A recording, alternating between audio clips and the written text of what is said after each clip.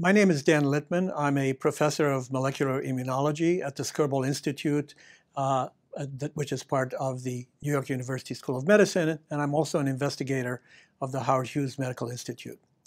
I'm going to continue by telling you about how the microbiota, particularly the microbiota in the intestine, function in the induction of various types of T lymphocytes. In the first presentation, I went more into mechanism of how T helper 17 cells differentiate.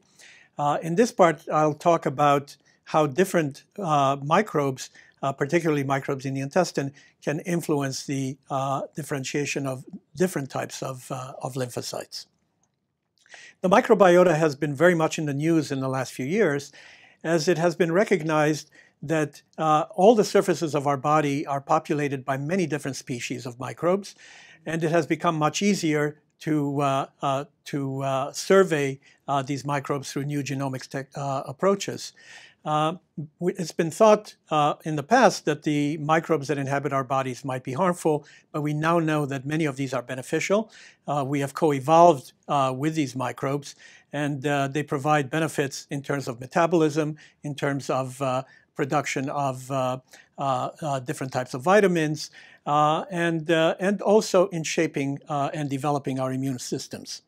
There are both bad and good consequences of being colonized with different types of microbes. We know that there are hundreds of different microbes, different species that inhabit our intestine, and these can contribute on the downside to autoimmune diseases, but on the other hand, they can also contribute to better barrier defense and also to developing better approaches to cancer immunotherapy. Our own foray in this area started with our work on T helper 17 cells, which I discussed in the first part of the presentation. And Th17 cells are abundant in the intestine, and we know that in the intestine there are many different types of lymphocytes, including innate lymphoid cells, such as the lymphoid tissue inducer cells, which are marked by the expression of RORγt, in this case using a knock-in mouse in which GFP is inserted in the RORγt locus. And you can see these structures just beneath the epithelial layer in the intestine that are called cryptopatches, which are these inducer cells surrounded by dendritic cells. And in response to the microbiota, these cells make chemokines that recruit B lymphocytes, and that leads to formation of isolated lymphoid follicles, another type of tertiary lymphoid tissue, just like the cryptopatch. But in studying these cryptopatches, Ivo Ivanov, when he was a postdoctoral fellow in the lab, realized that not only did he observe these GFP bright cells that are shown down here, and that are a very high level of RORγt, but he also observed GFP intermediate cells that are positive for T-cell antigen receptor, for alpha-beta T-cell receptors. And it turned out that these are Th17 cells. We teamed up with the laboratory of Dan Huh at what was then DNEXT Institute. It's now part of Merck Research Laboratory, because Dan had found that after treatment of cells with interleukin-23, one of the most highly upregulated genes was RORγt. And we know, of course, that that is part of the differentiation process for Th17 cells. So what we did once we found these intermediate GFP-positive cells was to stain with interleukin-17A antibody. And sure enough, it's only these GFP intermediate cells that express IL-17A intracellularly, the GFP-negative cells do not express. And when the RORγt gene was knocked out, what we found was that there were many fewer IL-17A producing T cells in the intestine, particularly in the small intestine. But what we had noted was that there was a very large proportion of the CD4 positive T cells in the small intestine that expressed interleukin-17. Then Ivo Ivanov noted that there were some animals that were purchased from different sites that had very few Th17 cells in the small intestine. And he was able to track that down with help of our collaborator Kenya Honda to show that this was really due to the microbiota in the different populations of mice from different vendors. So for example, mice from Jackson Laboratory had very few Th17 cells. But when we look by scanning electron microscopy in the small intestine, in the ileum of these mice, what we found was that the surface of the villi had very few bacteria. On the other hand, mice from Taconic Laboratory, from Taconic Farms, a different vendor, had many Th17 cells among the CD4 cells in the intestine. And on scanning EM, now you see a very different picture.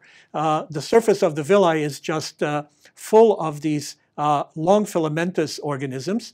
And in fact, these are segmented bacteria that are shown here by a transmission electron micrograph with false coloring. So you can see the segments formed by this bacterium as it embeds itself in the membrane of the epithelial cell of the terminal ileum, where it induces an actin polymerization reaction.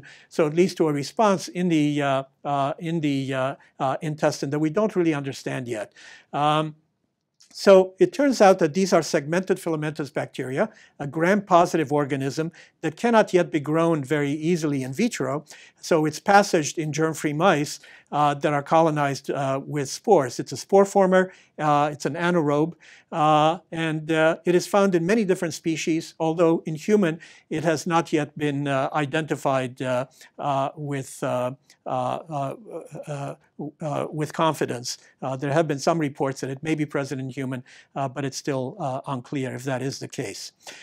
So to really demonstrate that the SFB are responsible for the induction of Th17 cells, we had to do a version of Koch's postulates showing that we can transmit an organism to a recipient that lacks it and now see a change in phenotype. With Koch's postulate, the change in phenotype is typically seeing an infectious disease. In this case, what we're looking for is an induction of Th17 cells. So germ-free mice, shown over here, have very few, if any, Th17 cells in the intestine, as marked on this FACS plot by expression of interleukin-22 and interleukin-17A. However, within a week of colonizing the mice with fecal material from mice that were colonized only with SFB, these are mono-associated mice, you can see induction of both IL-17A and IL-22. And what this does is now to protect the barrier surface from pathogenic bacteria. So when these mice that are colonized are then infected with a enteropathic bacterium like an E. coli, or in the animal, in the mouse, a pathogen called Citrobacter rodentium, the animals that have SFB are largely protected due to expression of these cytokines, both by the Th17 cells and by type 3 innate lymphoid cells. But the flip side is that colonization with this bacterium can also precipitate disease. So in a mouse model for spontaneous arthritis, developed in the laboratory of Diane Mathis and Christophe Benoit, what they had noted was that these mice did not have any disease if they were kept in germ-free conditions. But in collaboration with them and Joyce Wu in their laboratory, we were able to show that just colonization with SFB was sufficient to induce arthritis within just a few days. And that was a Th17 mediated disease. So how is it that colonization in the intestine can now lead to induction of T cells and to a systemic disease, such as arthritis, or such as a model for multiple sclerosis that I'll tell you about in the course of my presentation. What we now know is that the different bacteria that colonize different parts of the intestine, be it in the colon or be it in the small intestine where SFB is, can induce different kinds of responses. So SFB induces a Th17 response in the draining lymph nodes, the mesenteric lymph nodes, where drainage proceeds via the lymphatics from the lamina propria in the intestine. The lamina propria is the tissue in the intestine just underneath the epithelial layer. And what we were able to find was that the Th17 cells that are induced have T-cell antigen receptors specific for peptides derived from the SFB. Other bacteria, like Listeria, induce a very specific Th1 response. And those Th1 cells are specific for antigens from the Listeria.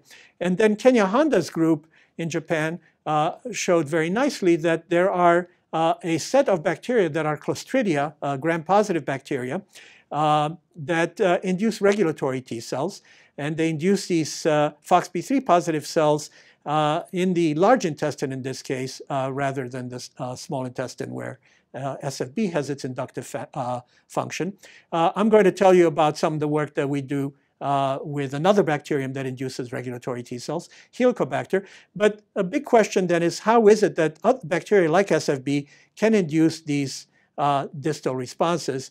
And I'll focus a lot on telling you about SFB induction of Th17 cells, and then tell you about the Helicobacter hepaticus that induces not only the regulatory T cells similar to the Clostridia, but also has the propensity to induce Th17 cells that have a very different property from the Th17 cells induced by SFB, in that these Th17 cells are highly pathogenic and can contribute to a spontaneous arthritis, spontaneous colitis, even in animals that are otherwise normal.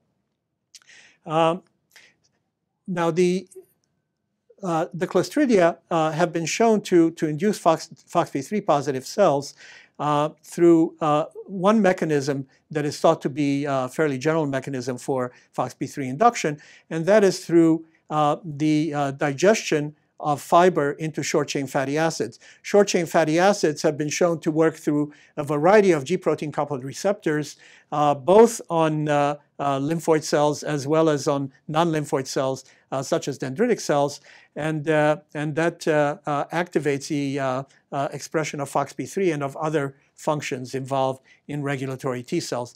But we generally know very little other than that about how the regulatory T cells are induced, or for that matter, how the Th17 cells are induced.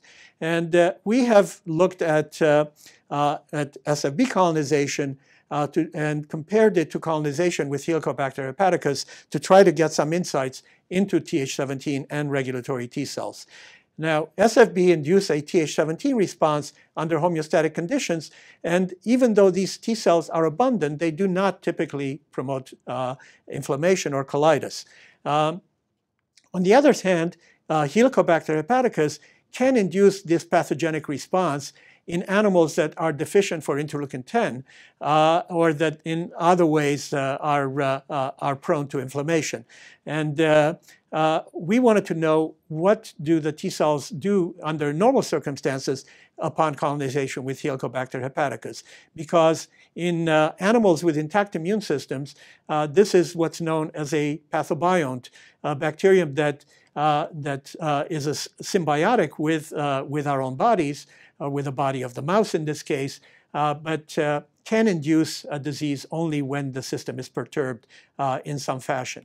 So in order to do this, what we did was to colonize mice at the same time with both SFB and Helicobacter hepaticus, and then we introduced into these mice T lymphocytes that are specific for either SFB or Helicobacter hepaticus. And we can distinguish these T cells, which have transgenic T cell receptors specific for antigens made by these two different bacteria. These cells can be distinguished by virtue of distinct cell surface markers. And when we now look at the T cells that are specific for SFB in the lamina propria of the small intestine, you see that the vast majority of these cells are ROR T positive. These are the non-pathogenic Th17 cells. Very few cells express FOXP3, the marker for regulatory T cells. On the other hand, with Helicobacter hepaticus, in those cells, what we saw is that the majority of them express FOXP3, but also expressed ROR T. So this is a unique property of bacteria or microbiota-induced regulatory T cells in the intestine, in that they express not only FOXP3, but also ROR T. The cells that didn't express these markers express another transcription factor, BCL6, as well as a chemokine receptor, CXCR5. And these are follicular helper cells that interact with B lymphocytes to facilitate production of antibodies and affinity maturation of the antibodies. But what we wanted to also look at was what happens when these cells are introduced into IL-10 deficient mice. When the Th17 cells, when the SFB-specific T cells were introduced into IL-10 deficient mice, there was no change in the type of Th17 cell that was generated. But with the Helicobacter-specific T cells, we saw something very different. You see the Treg cells almost disappear, and instead the cells become ROR gamma T alone, and these are pathogenic Th17 cells, the type of cells that I talked about during my first presentation, that are cells that can also make interferon gamma and can have a very different transcriptional profile from the SFB-specific Th17 cells. In looking at what these cells express that might be specific, what we and other people noted is that they have a very high level of a transcription factor called C-Maf. You can see here in the different quadrants, when we look at CD4 positive T cells in the colon, you can see that there are FOXP3 positive cells that are positive or negative for ROR gamma T. Those that are negative for ROR gamma T are mostly derived from the thymus, the thymic derived T cells, Tregs. But also you can see that there are those that express a very high level of C-Maf, and those are the cells that express ROR gamma T. So we decided to look at whether C-Maf might have a role in the function of these cells, and specifically inactivated the C-Maf gene in regulatory T cells using a strain of mice in which the Cre recombinase is expressed in the FOXP3 locus. And what you can see here is that there are fewer double positive regulatory T cells induced here compared to control animals, but there are more Th17 cells that express only ROR gamma T. This is shown much more clearly in another experiment that's depicted here, in which we looked at the different types of cells that are specific just for Helicobacter. And in order to do this, we used a tool in which we used fluorescent labeling of those T cells that express receptors for Helicobacter antigen. We used a major histocompatibility complex tetramers, and these are reagents in which MHC class II is complexed with the Helicobacter peptide, and these are now tetramerized on a strep-avidin molecule that's fluorescently labeled.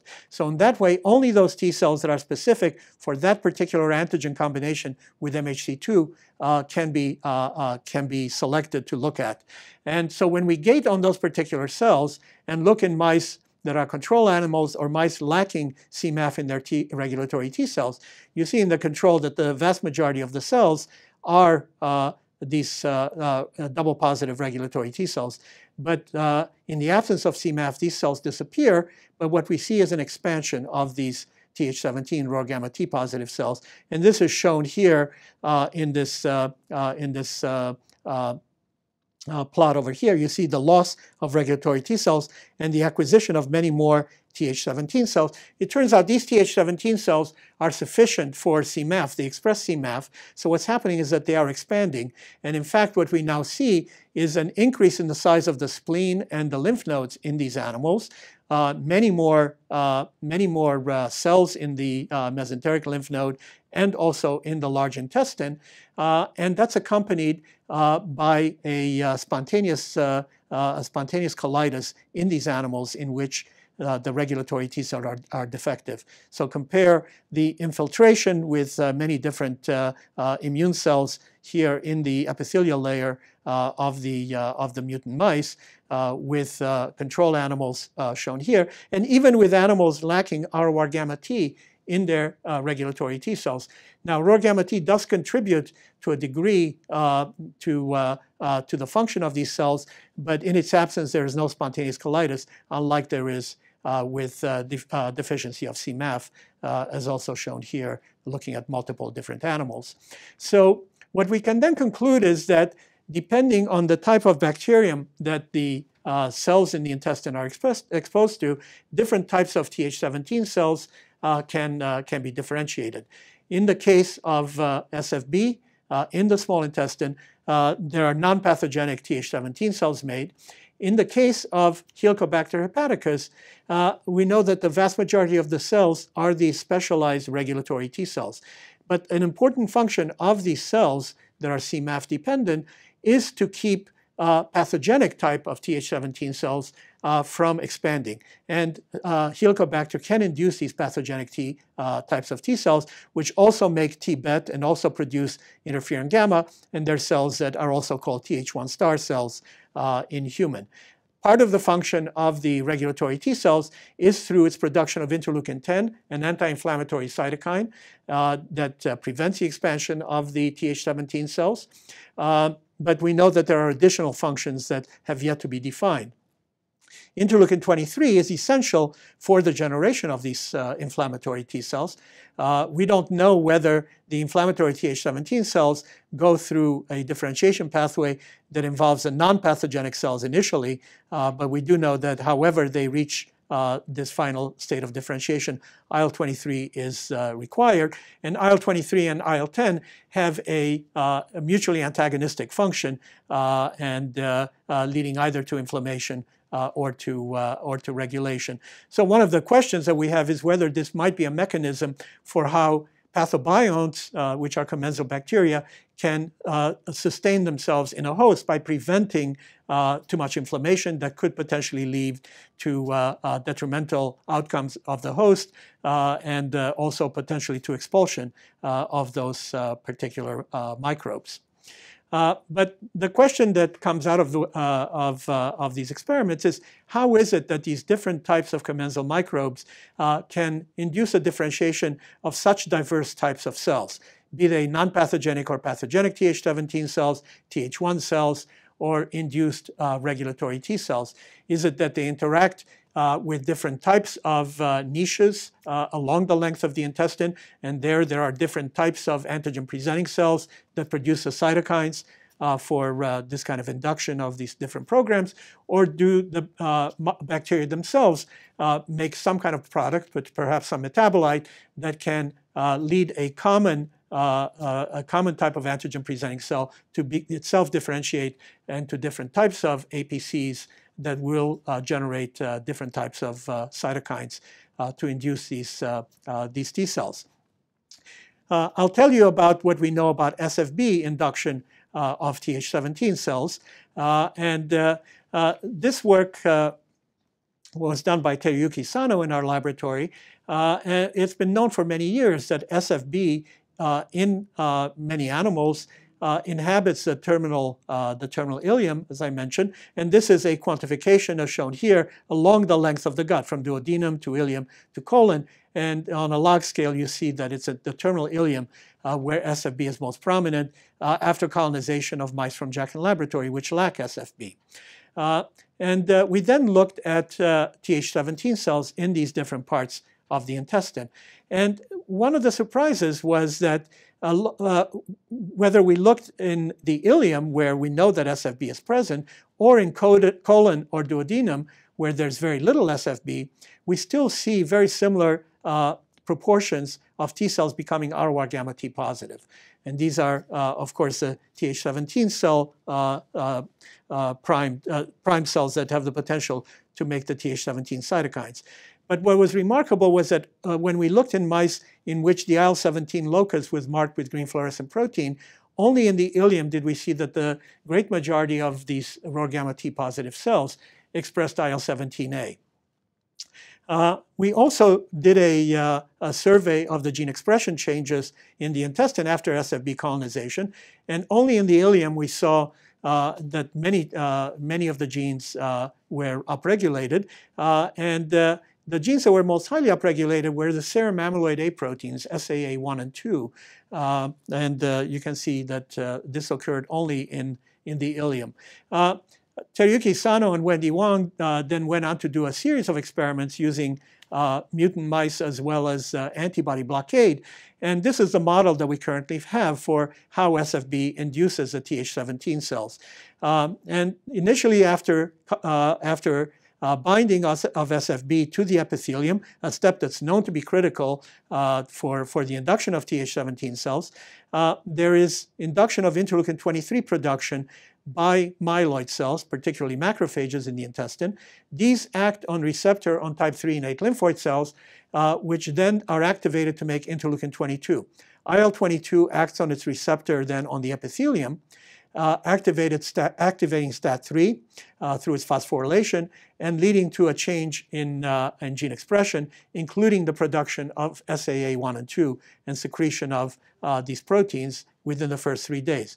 At the same time, the antigen-presenting cells migrate through lymphatics to the draining mesenteric lymph node, shown over here, and there, naive T cells with antigen-specific receptors for SFB are activated and polarized towards the Th17 lineage, meaning that they express the transcription factor ROR T. And what then happens is that these cells distribute very widely. Not only do they go back throughout the intestine, in duodenum, ileum, and colon, they also go to the spleen and to distal lymphoid organs. And perhaps in those regions, they might contribute to autoimmunity. But it's only here, locally in the ileum, where SFB is present and where SAAs are made, that the cells now upregulate the production of IL-17A and IL-17F, and that typically occurs within about a week after colonization. So what we can say then is that there's a two-step process for the activation of the effector functions of Th17 cells by SFB. The first is a specification of the program in the draining lymph node through expression of RORγt.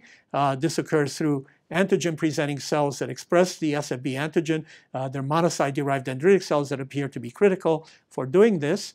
But the second step only occurs locally in the intestine, and that's where the effector program is induced. In this case, we know that the serum amyloid A proteins are important, but one can imagine that there are multiple different types of adjuvants in different conditions, perhaps in different types of conditions leading to autoimmunity that might do likewise. So this result suggested to us that the serum amyloid A protein might be quite important in inflammation. We began to study these. These are molecules that have been described for many years, particularly in the field of medicine, where they are known as acute phase reactants, proteins that are upregulated in the serum very rapidly after an infection or during inflammation. They're apolipoproteins associated with high-density lipoprotein in the plasma, and as I said, they are very highly expressed during acute phase responses, but they're made there mostly in the liver and in very large quantities. They're also elevated in tumors and in various tissues during autoimmunity, for example, in synovium of rheumatoid arthritis patients, in the cerebrospinal fluid, and also in the serum of patients with multiple sclerosis. They're very highly conserved during evolution, and there have been a number of receptors reported for these molecules, although none of these receptors are important for what I'll show you for the function in Th17 cells. And in fact, the functions of SAAs in normal physiology are very poorly understood. So we began to look at this, and this is work of Jun Lee, a postdoctoral fellow in the laboratory, in which he looked at induction of Th17 cells in the in vitro systems that I previously described.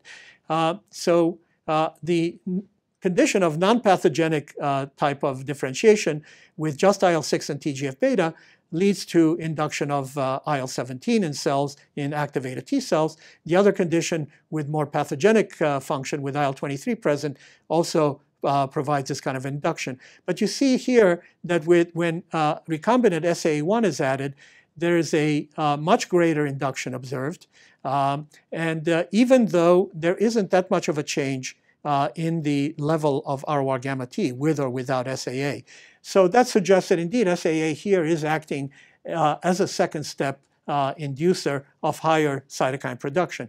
But a surprising finding was that with IL-6 alone, which doesn't typically give induction of interleukin-17, now just having SAA present in addition to IL-6 led both to upregulation of RORγt and to the induction of the Th17 cytokines, leading us to believe that the SAAs have additional functions, even possibly in the early induction of the Th17 phenotype.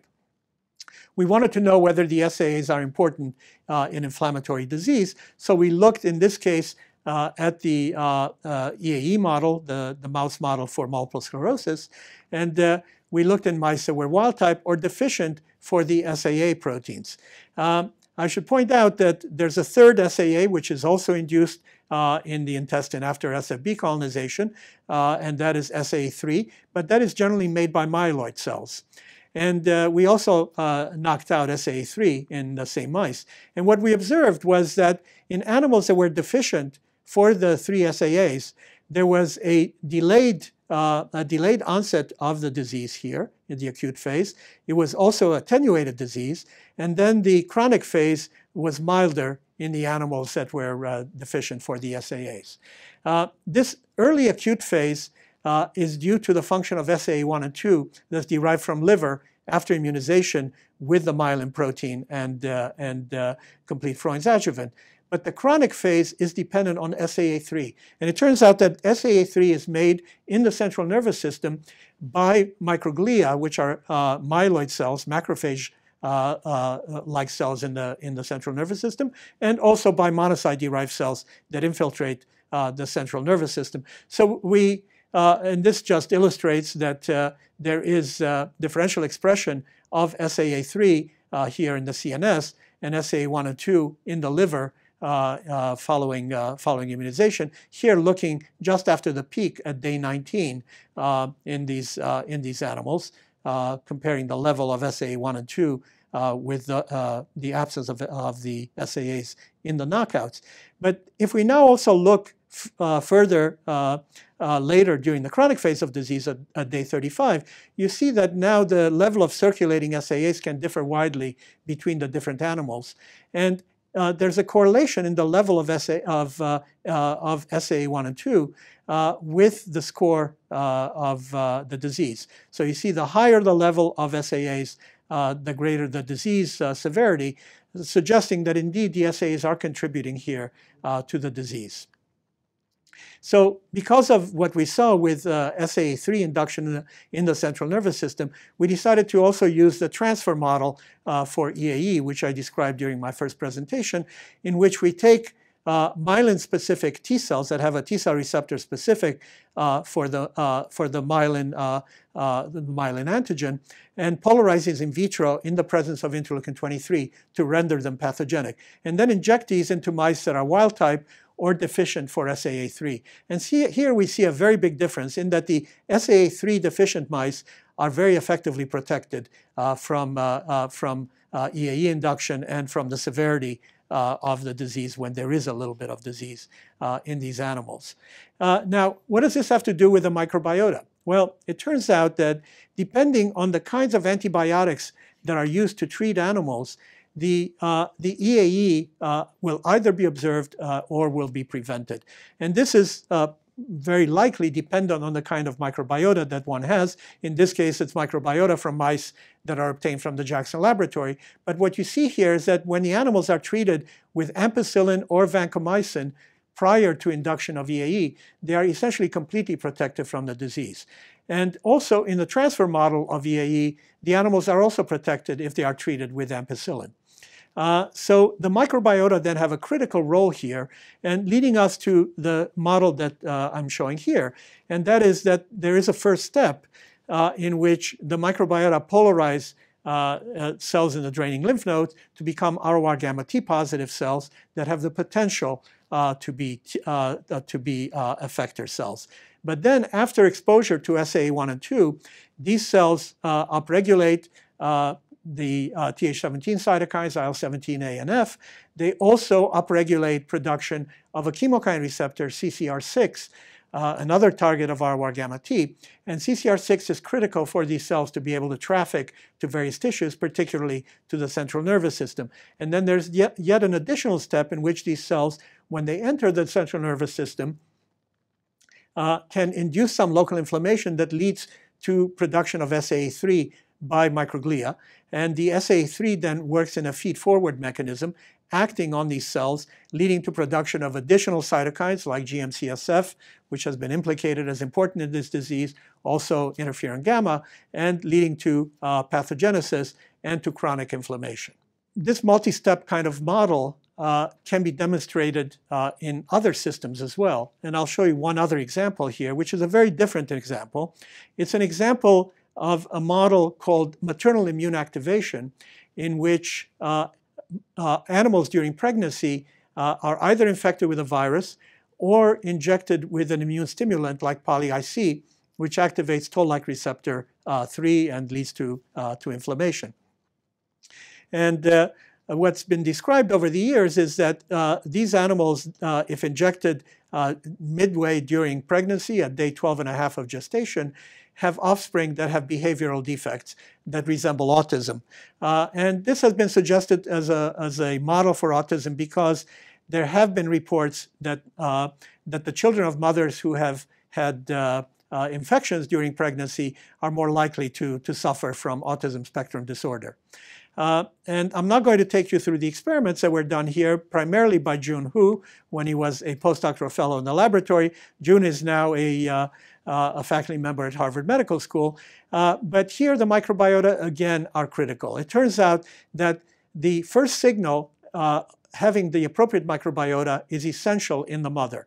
If the mother has a Th17 prone type of microbiota, that can now lead to ROR-gamma T positive cells that are receptive to a second signal that leads to the production of IL-17A. And the second signal is supplied by the poly-IC injection, but also by pregnancy. It turns out that pregnancy is critical for now the production of interleukin-17 and its elevation in the serum. And through mechanisms that are not yet understood, the IL-17A crosses the placenta into the fetus, and there acts on receptors in specific parts of the brain of the fetus, and that leads now to a cortical phenotype that can be, one can observe this as a morphological defect in the formation of the layers of the cortex, but it also leads to a behavioral phenotype. So these different examples that I have given you suggest that there are multiple steps in the induction of effector T cells. In this case, with T helper 17 cells, we've shown that microbiota are critical for setting the stage, priming the naive T cells, in the case of Th17 cells through expression of ROR-gamma T. But then additional signals are required in the form of serum amyloid A proteins or innate responses following infections with viruses that lead to the cell's differentiating effector functions. And these can be both homeostatic and pathogenic functions. With SFB, they're homeostatic functions that protect epithelial surfaces. With other examples that I've shown you, the cells can become pathogenic. They can also make interferon gamma and lead to autoimmune diseases. And I showed you an example with a neuropathology mediated by IL-17 in the mother. But we know that T cells can also have pro or anti-tumor effects after their differentiation. And there's been a lot of interest recently in trying to understand what is the relationship between autoimmune diseases and tumor-specific immunity, and in particular, does the microbiota contribute in the same way to both of these? As it's been reported that depending on the type of microbiota that a patient harbors, he or she will respond accordingly to immunotherapy for various cancers. The kind of immunotherapy that is being applied these days is so-called checkpoint immunotherapy that relieves the T cells' brakes on attacking tumors. The molecule PD-1 is particularly important because it is present on activated cells, particularly activated cytotoxic T cells, and shuts down the ability of the T cell to respond to tumor cells. And anti-PD-1 is effective in a number of different tumors, particularly in melanomas, where about 20% of patients respond quite well to the therapy. Also in lung cancer and non-small cell lung cancers, this can be, in some patients, quite effective. But it's not understood why the majority of patients do not respond to this kind of checkpoint immunotherapy. But what's been reported recently by the laboratory of Laurence Zitvogel and also by the Wargo group in Texas is that depending on whether patients have been treated with antibiotics, they progress differently in response to checkpoint immunotherapy. So you can see here that the median survival is it's much shorter if the patients have been treated with a course of antibiotics either just before or during therapy. There is a faster relapse as well as a shorter lifespan in these particular individuals. And it turns out that the microbiota differs. Both groups found differences in microbiota in responders versus non-responders. And in this case, I show you an experiment from the Wargo group in which they transferred fecal material. They did fecal microbiome transfer from responders and non-responders into germ-free mice, and then subjected these mice to injection of a melanoma, and then treated these mice with anti-PD-1 or PD-L1, which is the ligand for PD-1, and asked what the effect might be of the microbiota. And you can see here that the microbiota from responders was much better in controlling the growth of the tumor, both the volume and the total size of the tumor, as shown over here. And individual types of bacteria like, for example, Akkermansia, were described as being associated with the beneficial response here. So what we therefore think is that upon antibiotic treatment in these different individuals, the beneficial bacteria are eliminated, and there is defective priming of the immune response, and the tumor cells can grow much better. But if one has the immune potentiating microbes present, these are presumably microbes that can interact with the immune system, prime the immune system, leading to either primed antigen-presenting cells and or better activation of the T cells.